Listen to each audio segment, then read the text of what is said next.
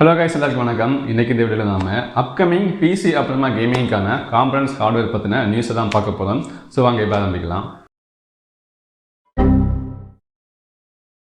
இதுக்கு முன்னாடி இந்த PC நியூஸ் எபிசோட்ல சொல்லியிருந்தோம் Asus அவங்களோட Asus Alloy ஹேண்ட்ஹெல்ட் கேமிங் கன்சோலை லான்ச் பண்ண போறாங்கன்னு. Asus இப்போ மறுபடியும் அதை ட்வீட் பண்ணியிருக்காங்க. அதாவது கன்ஃபார்மாக நாங்கள் லான்ச் பண்ணோம், ஆனால் நீங்கள் நினைக்கிறதோடையுமே ரொம்ப ஃபாஸ்ட்டாகவே லான்ச் பண்ண போகிறோம்னு சொல்லியிருக்காங்க.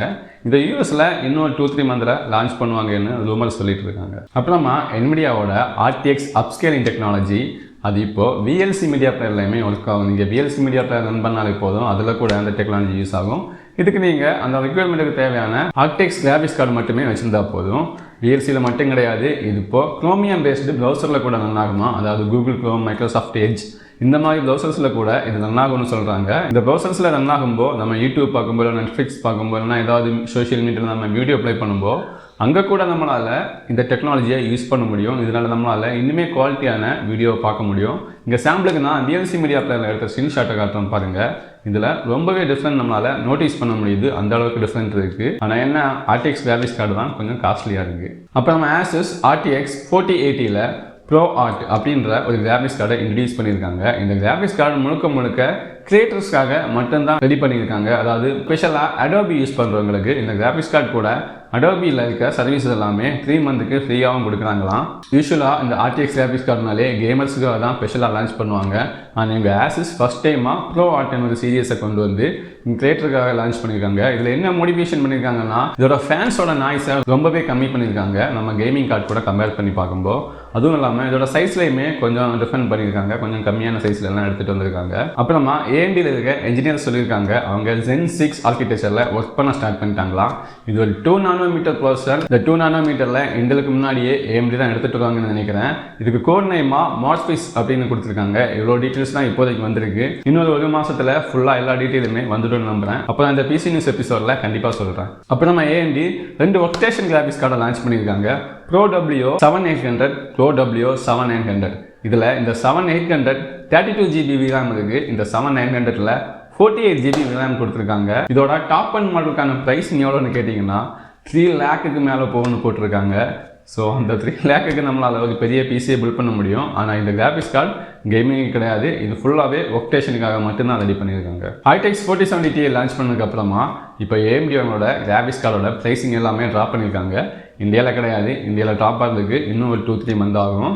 ஆனால் யூஎஸ்லாம் ட்ராப் ஆகிருக்கு. AMDயோட RX 6800 கிராஃபிக்ஸ் கார்டோட ப்ரைஸிங் ஆல்மோஸ்ட் 40,000 42,000 கிட்ட வந்திருக்கு. அந்த ப்ரைஸிங்கில் உண்மையிலே ஒரு சூப்பரான கார்டு தான். அந்த ப்ரைஸிங் கூடிய சீக்கிரமாக இந்தியாவிலேயும் வரும்னு எதிர்பார்க்குறேன். அப்புறமா இன்டெல் அவங்களோட கிராஃபிக்ஸ் கார்டுக்கு புதிய டிரைவர் ரிலீஸ் பண்ணியிருக்காங்க. இந்த கிராஃபிக்ஸ் கார்டு 31.0.1014257 இந்த வருஷனில் இந்த கிராஃபிக்ஸ் டிரைவரை ரிலீஸ் பண்ணியிருக்காங்க. இது ஒரு பீட்டா வருஷன் தான், இன்னுமே ஸ்டேபிள் அவங்க ரிலீஸ் பண்ணல. ஆனால் இந்த பீட்டா வருஷன்லேயே டெட் ஸ்பேஸ் கேமிங்கில் அவங்க 1440pல அப் டு 68% வரைக்குமே கேமிங் பெர்ஃபார்மன்ஸை இம்ப்ரூவ் பண்ணியிருக்காங்க. 1080pல 55% வரைக்குமே இம்ப்ரூவ் பண்ணியிருக்காங்க. இந்த மாதிரி நிறைய கேம்ஸில் 5 to 10% இந்த மாதிரி கேமிங்கில் பெர்ஃபார்மன்ஸ் எல்லாமே இம்ப்ரூவ் பண்ணியிருக்காங்க. ஆனால் இப்போவுமே இதில் நிறைய ப்ராப்ளம்ஸ் இருக்குது, இன்னும் கம்ப்ளீட்டாக ஸ்டேபிள் ஆகலை. அவங்க இந்த டிரைவர் வெர்ஷனை கூட பீட்டான்னு தான் ரிலீஸ் பண்ணியிருக்காங்க, ஸ்டேபிள் கிடையாது. அப்புறமா AMD அவங்களோட A620 மதர் போர்டை லான்ச் பண்ணுறோன்னு சொல்லியிருந்தோம் இதுக்கு முன்னாடியே. ஸோ இந்த மதர் போர்டை யூஸ் பண்ணி நாம AMDயோட 7 series பில்ட் எல்லாமே ரொம்ப பட்ஜெட்டில் பண்ணலான்னு எதிர்பார்த்தோம். ஆனால் இங்கேயுமே AMD 2 ட்விஸ்ட் வச்சுருக்காங்க. அதாவது இந்த மதர் போர்டில் ஓவர் கிளாக்கிங் சப்போர்ட்டே கிடையாதான். AMDனாலே ஓவர் கிளாக்கிங்கில் தான் ரொம்ப ஸ்பெஷலாக இருக்கும். ஏன்னா லோ அண்ட் பட்ஜெட் CPUவில் கூட ஓவர் கிளாக்கிங் சப்போர்ட் கொடுத்துருப்பாங்க. ஆனால் இந்த மதர் போர்டில் அவங்க அந்த சப்போர்ட் கொடுக்கல. அப்புறமா இதில் ரொம்ப பட்ஜெட் மதர் போர்டில் TDP லிமிடேஷன் கொடுத்துருக்காங்க. இந்த TDP லிமிடேஷன் இருக்கனால ரொம்ப பட்ஜெட் மதர் போர்டில் எல்லாமே நம்மளால் 7 சீரிஸில் இருக்க 3D சீரியஸ் CPUs எல்லாமே யூஸ் பண்ண முடியாது. அப்படி யூஸ் பண்ணாலும் பூட் ஆனாலுமே நம்மளால் அதோட ஃபுல் பெர்ஃபார்மன்ஸை கெயின் பண்ண முடியாது. அவங்க TDP லிமிட் வச்சுருக்காங்க. A620லையுமே நம்ம கொஞ்சம் ஹையரான மதர் போர்டு வாங்கினா தான் அதில் 3D சீரியஸ் CPUஸை யூஸ் பண்ண முடியும். பட்ஜெட் A620 மதர் போர்டில் நம்மளால் 3D சீரியஸை யூஸ் பண்ண முடியாது. யூஸ் பண்ணாலும் நிறையவே பவர் லிமிடேஷன் இருக்குது. இந்த மாதிரி AMD 2 ட்விஸ்ட்டை கொடுத்துருக்காங்க. இது இன்னுமே வருத்தமாக தான் இருக்குது. ஏன்னா AMDயோட 7 series பில்டை பட்ஜெட் கேமர்ஸால் பில்ட் பண்ணுறது ரொம்பவே கஷ்டமாக இருக்கும். இந்த மதர் போர்டோட ப்ரைஸிங் 10,000 இல்லைனா அதுக்கு கீழே வரும்னு எதிர்பார்த்தோம். அப்படி வந்திருந்தா எல்லா பட்ஜெட் பிசி பில்டுக்குமே நம்ம AMDயோட 7 சீரிஸை யூஸ் பண்ணியிருக்கலாம். ஆனால் இந்த TDP லிமிடேஷன்லாம் கொடுத்துருக்கனால எப்படின்னு தெரியல.